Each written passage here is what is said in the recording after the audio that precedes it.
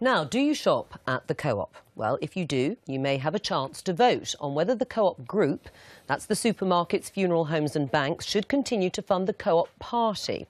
What's the Co-op party, I hear you asking? Well, they fielded 42 MPs in last week's election, 24 of whom were elected, but they'll be better known to you as Labour MPs because they all stand on a joint ticket with Labour. The funding is worth £625,000 to the Co-op party, no small sum, and the party's General Secretary, Karin Christiansen, is campaigning to keep that money and joins us now. Welcome to the Daily Politics. Are you worried that this vote could end the relationship once between the Co-op group and the Co-op party?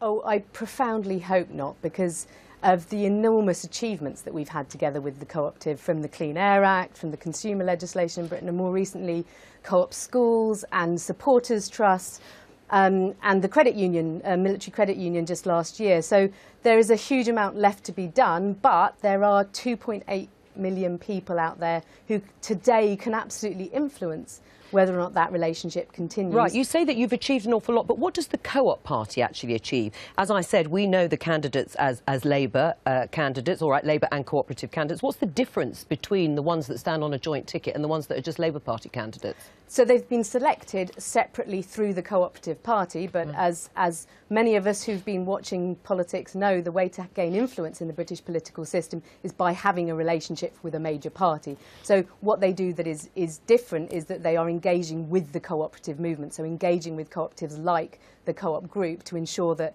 what the Co-op movement needs in terms of legislation, in terms of policy, and in terms of representation, and that's what we've been doing for nearly 100 years now.